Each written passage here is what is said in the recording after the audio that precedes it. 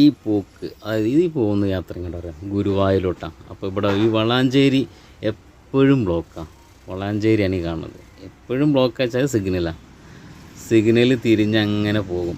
ഞാൻ പോണത് KSRTC ആയിട്ടാണ്. കുറച്ച് എടുത്തുള്ളൂ, ഫുള്ളായിട്ട് എടുക്കാൻ പറ്റിയില്ല. അപ്പോൾ വളാഞ്ചേരി കഴിഞ്ഞാൽ പിന്നെ കുറ്റിപ്പുറം, ഇടപ്പാൾ അങ്ങനെ പോകും.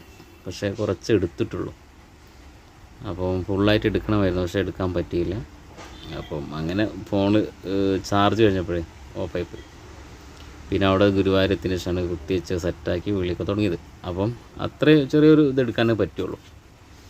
പിന്നെ ഇതിപ്പോൾ വളാഞ്ചേരി എപ്പോഴും സിഗ്നൽ എന്ന് പറഞ്ഞാൽ ചിലപ്പോൾ മണിക്കൂർ നിൽക്കേണ്ടി വരും. എപ്പോഴും തന്നെയാണ് സിഗ്നൽ ബ്ലോക്ക്. ഇരിക്കന്നെ, വേറെ രക്ഷയില്ല, വേറെ ഒരു വഴിയില്ലല്ലോ. നമുക്ക് തൃശ്ശൂർ ഗുരുവായൂർ പോകണമെങ്കിൽ ഈ സിഗ്നൽ കഴിയാതെ അനങ്ങാൻ പറ്റില്ല. വളാഞ്ചേരി ഇരിക്കന്നെ, ബസ്സിലങ്ങനെ ഇരിക്കന്നെ. KSRTC അല്ല, സുഖമായിട്ടിരിക്കാം. പിന്നെ ഒരു കാര്യം എന്താ വെച്ചാൽ യാത്രയ്ക്ക് ഏറ്റവും സുഖം KSRTC ആയിട്ടാണ്. അത് നമ്മളെ കേരളത്തിൻ്റെ KSRTC തന്നെയാണ്. അത് പറഞ്ഞേ പറ്റുള്ളൂ. ക്ഷീണം ഉണ്ടാവില്ല, ഒരു ബുദ്ധിമുട്ടോ ഒന്നും ഉണ്ടാവില്ല. നല്ല സുഖമായിട്ട് യാത്ര ചെയ്യാൻ പറ്റിയ ഒരു ബസ് KSRTC തന്നെയാണ്. മറ്റുള്ള ലക്ഷറി ബസ് ഉണ്ട്, അതല്ലാതെ സാധാരണക്കാർക്ക് യാത്ര ചെയ്യാൻ പറ്റിയൊരു സുഖമുള്ളൊരു ബസ്സാണ് KSRTC ബസ്. അപ്പോൾ അവിടെ മണിക്കണ്ട എത്ര സമയമായി അറിയോ ഈ ബ്ലോക്ക് വന്നിട്ട്? കാരണം 4 സൈഡാണ്.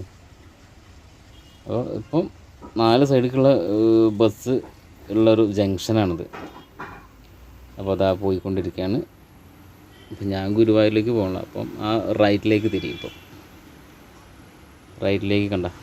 റൈറ്റിലേക്കാണ് തിരിഞ്ഞ് പോയി കഴിഞ്ഞാൽ ഗുരുവായൂർ, അങ്ങോട്ട് ഗുരുവായൂർ, തൃശ്ശൂർ അങ്ങനെ പോകും. പക്ഷെ ഇവിടെ പ്രശ്നം എന്ന് വെച്ചാൽ മെയിൻ ഹൈവേ ആണ്, പക്ഷേ വീതിയില്ല. ഒരു മെയിൻ ഹൈവേ തോന്നിക്കുന്നൊരു വീതിയൊന്നും ഇല്ലാത്ത ഒരു റോഡാണ്. ഒരു കുടിച്ച റോഡാണ്. മെയിൻ എന്താ പറയുക, നമ്മളെ എറണാകുളം, തൃശ്ശൂർ, തിരുവനന്തപുരം അങ്ങനെയൊക്കെ പോകുന്ന റോഡാണ്. പക്ഷേ സൗകര്യമില്ല. അങ്ങനെ പോയിക്കൊണ്ടിരിക്കുന്നുണ്ട് വളാഞ്ചേരിയിൽ നിന്ന്. ഇത് നമ്മളെ കുറ്റിപ്പുറം ആ ഒരു ഭാഗത്താട്ടത്.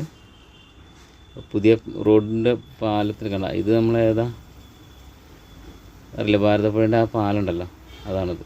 ഭാരതപ്പുഴേൻ്റെ ഒരു പാലം അങ്ങോട്ടും അക്കരയ്ക്കും ഘടിപ്പിച്ചൊരു പാലമാണിത്.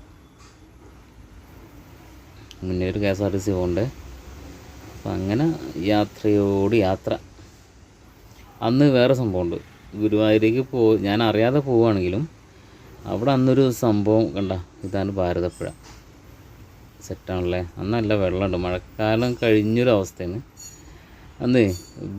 ഗുരുവായൂർ ഒരു പ്രത്യേകത എന്ന് വെച്ചാൽ 339 വിവാഹമാണ് അന്ന് അവിടെ നടന്നത്. കാരണം ചരിത്രത്തിലാണ് അത്രയും വിവാഹം ഒരു ദിവസം നടന്നത്. ഒറ്റ ദിവസം, ഒരു സൺഡേ, ഒരു ഞായറാഴ്ച നടന്നത്. 339 കല്യാണങ്ങൾ, വിവാഹങ്ങൾ, വെഡ്ഡിങ്, ഈ സാധനങ്ങൾ അത്ര ഇവിടെ നടന്നിട്ടുണ്ട്. 339 കണ്ട. ഗുരുവായൂരെത്തി. കൂടുതൽ എടുത്തില്ല വീഡിയോ. അടുത്ത ഒരു വീഡിയോ വരുന്നതാണ് ഗുരുവായൂരിലെ